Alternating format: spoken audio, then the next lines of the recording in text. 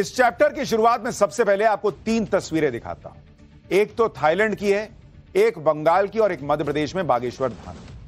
एक तरफ प्रधानमंत्री नरेंद्र मोदी हैं, जिनके लिए हिंदू धर्म और सनातन से जुड़ी परंपराएं उनकी जिंदगी का अटूट हिस्सा है। थाईलैंड दौरे पर पीएम मोदी ने बांग्लादेश के अंतरिम सरकार के मुखिया मोहम्मद यूनुस से मुलाकात की, तो भी सनातन उनके एजेंडे पर रहा। हिंदुओं पर बांग्लादेश में हुए अत्याचार के बाद पीएम मोदी और बांग्लादेश के मुखिया मोहम्मद यूनुस की यह पहली मुलाकात थी। आज आपको बताऊंगा कि कैसे पीएम मोदी ने मोहम्मद यूनुस को खरी खरी सुना दी, दोनों के बीच क्या बात हुई। दूसरी तस्वीर बंगाल की है। 2 दिन में अदालतों से डबल झटका खाई ममता बनर्जी सरकार। हर बार की तरह इस बार भी रामनवमी को लेकर डर का माहौल बनाने में जुटी है। भगवान राम के जन्मदिन पर निकलने वाले जुलूस पर अड़ंगा डाले जाने का आरोप लग रहा है। सीएम ममता बनर्जी रामनवमी से पहले लगातार दंगों की आशंका जता रही हैं। ममता ही नहीं, पूरे इंडी गठबंधन का यही हाल है। ऐसा लगता है जैसे सबने सनातन से जुड़े हर मुद्दे का विरोध करने का ठान रखा है। तीसरी तस्वीर देखिए। देश के हिंदुओं को एकजुट करने की मुहिम चला रहे बाबा बागेश्वर ने हिंदू गांव की नींव क्या रख दी, इंडी गठबंधन बौखला गया। अब बाबा बागेश्वर का यह हिंदू गांव क्या है, यहां क्या होगा, यह भी आज आपको आगे बताऊं। लेकिन पहले इन 3 खबरों की एक झलक देखिए, फिर बताता हूं पीएम मोदी ने बांग्लादेश के कार्यवाहक मुखिया को क्या सुनाया है।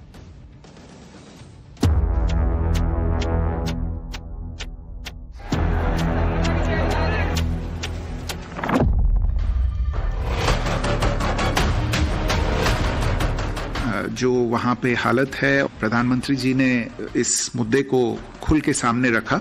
इसके बारे में हमारी गहरी चिंता उन्होंने जताई।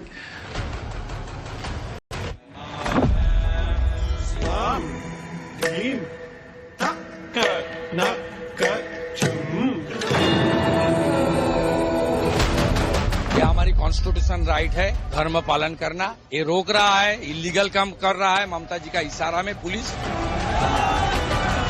সেন্ট্রাল গভর্নমেন্টে আছে কিসের জন্য? শুধু ধর্মীয় প্রবণতার নামে একটা নতুন ধর্মের আমদানি করে। हमारा भी संशय है कि जरूर वो कुछ न कुछ ऐसा काम करेगी, दंगा फैलाने की कोशिश करेगी।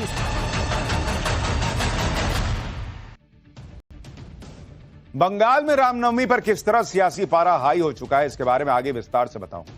पहले देखिए, नवरात्र के मौके पर विदेश दौरे पर गए पीएम मोदी ने वहां भी कैसे अपने आराध्य की धुन में मगन होने का समय निकाल ही लिया, क्योंकि सनातन को लेकर पीएम मोदी की आस्था सीजनल नहीं है। इन दिनों नवरात्र चल रहे हैं और 2 दिन बाद रामनवमी है। ऐसे वक्त में पीएम मोदी को बिम्स्टेक की अहम बैठक के लिए थाईलैंड जाना पड़ा। लेकिन थाईलैंड में रहते हुए भी पीएम मोदी ने समय निकाला और बैंकॉक में रामायण का थाई मंचन देखा। इसे थाईलैंड में राम किएन कहा जाता है। पीएम मोदी ने रामायण की कहानियों को थाईलैंड के लोगों के जीवन का अहम हिस्सा बताया और कहा कि भगवान राम की कहानियों पर लिखी गई रामायण एशिया के बड़े हिस्से में दिलों और परंपराओं को जोड़ती है। सनातन के लिए पीएम मोदी का यह समर्पण हमेशा दिखा। लेकिन अब यह भी देखिए कि पीएम मोदी ने भगवान राम पर लिखी जिस रामायण को लोगों के दिलों और परंपराओं को जोड़ने का जरिया बताया, उसी भगवान राम की जयंती यानी रामनवमी को मनाने के लिए पश्चिम बंगाल में लोगों को कोर्ट का दरवाजा खटखटाना पड़ रहा है।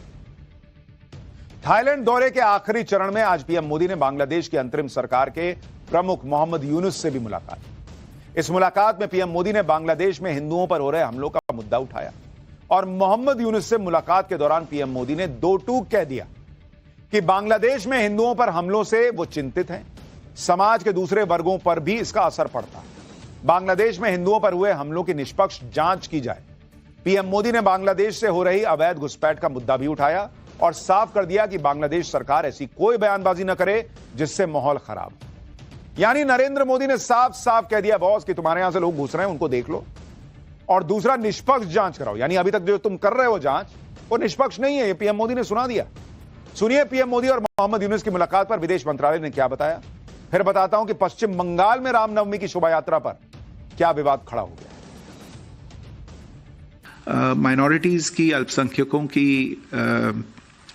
जो वहाँ पे हालत है और इस विषय को लेके बातचीत में जो दोनों लीडर्स के बीच में हुई, प्रधानमंत्री जी ने इस मुद्दे को खुल के सामने रखा।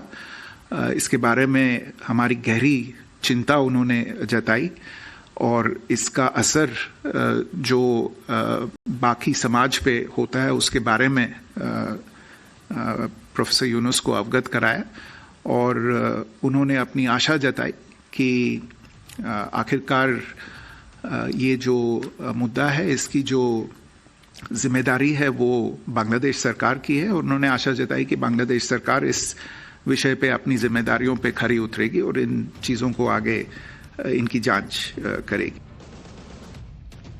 एक तरफ पीएम मोदी ने हिंदुओं पर हो रहे अत्याचार को लेकर बांग्लादेश को टाइट किया है, तो दूसरी तरफ पश्चिम बंगाल है, जहां विधानसभा चुनाव से पहले ममता सरकार मुश्किल में है। यही वजह है कि बंगाल में ममता बनर्जी माहौल बनाने के लिए अपने पुराने ट्रैक पर लौट आई। बंगाल में ममता सरकार के निशाने पर आरोप लग रहा है कि एक बार फिर हिंदू त्योहार है। रामनवमी पर पूरे बंगाल में डर का माहौल बनाया जा रहा है। पुलिस वालों की छुट्टियां कैंसिल कर दी गई हैं, गश्त बढ़ा दी गई है।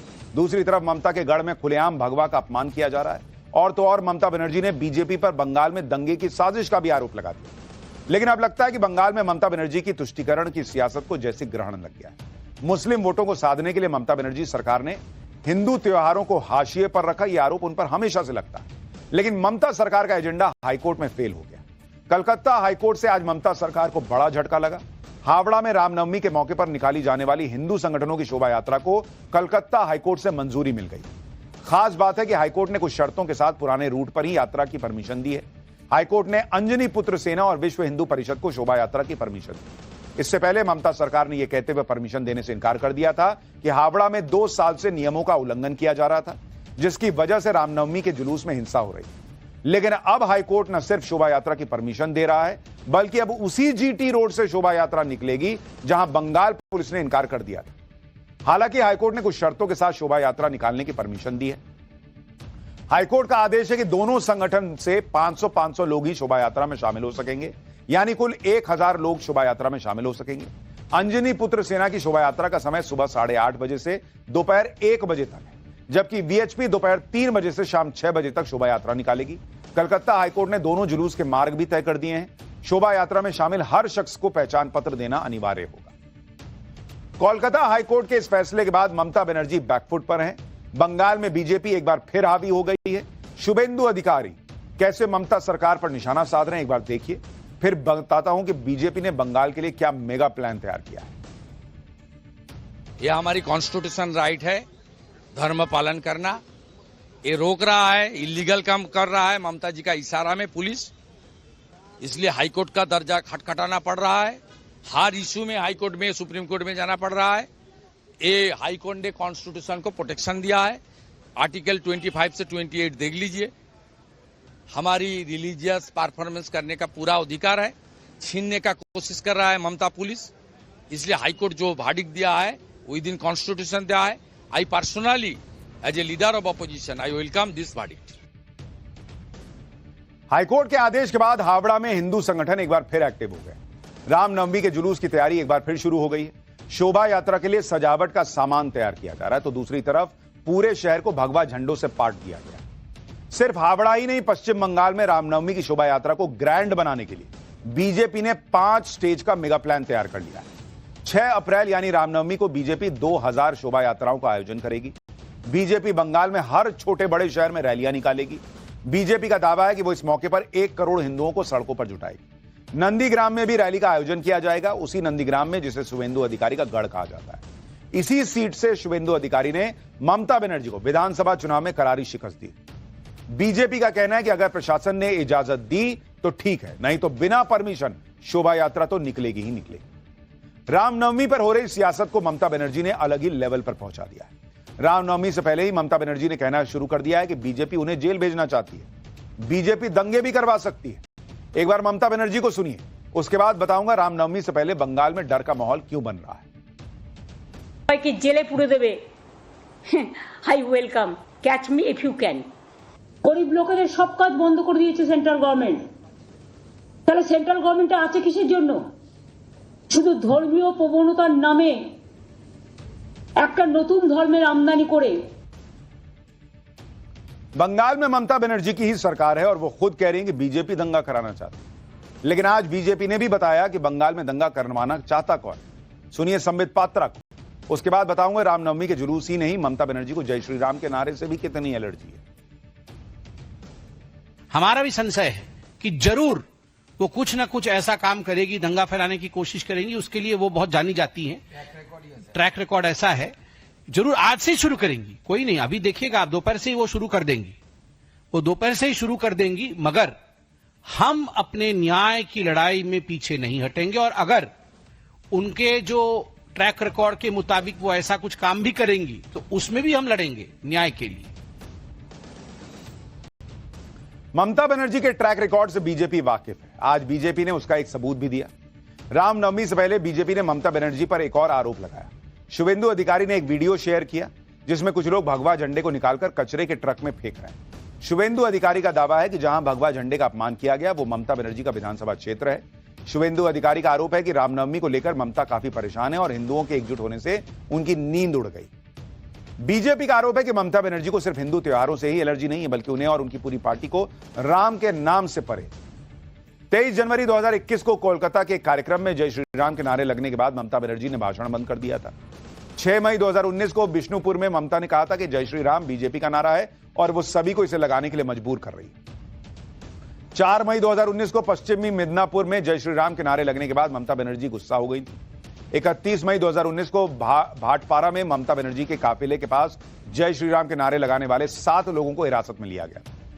5 जून 2019 को कोलकाता में अभिषेक बनर्जी ने कहा था कि जय श्री राम के नारे की टीआरपी घट रही। रामनवमी पर मचे घमासान के बीच ममता बनर्जी को कोर्ट से 2 दिन में डबल झटका लग चुका है। ममता बनर्जी बंगाल में ही इतना घिर चुकी हैं कि बीजेपी तो कह रही है कि उन्हें जेल हो जाएगी। ममता बनर्जी के जेल जाने के समीकरण क्यों बन रहे हैं, जरा वो भी समझिए। कल सुप्रीम कोर्ट ने कलकत्ता हाईकोर्ट के उस फैसले को बरकरार रखा जिसमें 2016 में हुई शिक्षक भर्ती में 25,753 नियुक्तियों को रद्द कर दिया गया। सुप्रीम कोर्ट ने अपने फैसले में शिक्षकों की नियुक्ति को अमान्य करार देते हुए पूरी चयन प्रक्रिया को ही दूषित और दागी करार दिया। सुप्रीम कोर्ट ने कहा है कि 3 महीने में नए सिरे से नियुक्ति प्रक्रिया शुरू करनी होगी। 2016 का यह पूरा मामला है। आरोप है कि इस भर्ती में बड़े पैमाने पर हेरफेर और भ्रष्टाचार हुआ था। सिलेक्शन के लिए 5 से 15 लाख रुपए की घूस दिए जाने का आरोप लगा। लेकिन सुप्रीम कोर्ट का यह फैसला ममता बनर्जी के लिए इसलिए मुश्किल खड़ी कर रहा है क्योंकि इस भर्ती घोटाले में उनके कई करीबी नेता फंसे हुए। इस मामले में 2022 में ईडी ने पार्थ चटर्जी को गिरफ्तार किया था। घोटाले के समय पार्थ चटर्जी ममता सरकार में शिक्षा मंत्री थे। इसी मामले में टीएमसी के विधायक माणिक भट्टाचार्य और जीवन कृष्ण साहा को भी गिरफ्तार किया गया। इसके अलावा निलंबित टीएमसी नेता शांतनु कुंडू और कुंतल घोष भी इसी घोटाले के चलते जेल में। और अब तो सुप्रीम कोर्ट कह रहा है कि भाई पूरी जो प्रक्रिया थी उसमें बहुत गड़बड़ियां है। घोटाला खुलने से पहले पार्थ चटर्जी ममता बनर्जी के बेहद खास हुआ करते थे। लेकिन ममता बनर्जी की खासियत यह है कि जो किसी बड़े स्कैम में फंसता है ममता बनर्जी उससे दूरी बना लेती। शिक्षक भर्ती घोटाले के आरोपियों से भी ममता बनर्जी ने दूरी बना दी। लेकिन ममता बनर्जी की मुश्किल अभी भी इसलिए बढ़ी हुई है क्योंकि सुप्रीम कोर्ट ने कहा है कि मामले की जांच सीबीआई को आगे बढ़ाने की बढ़ा पाएगी, यानी जांच की आंच ममता बनर्जी तक पहुंच सकती है, यह भी अंदाजा लगाया जा रहा है।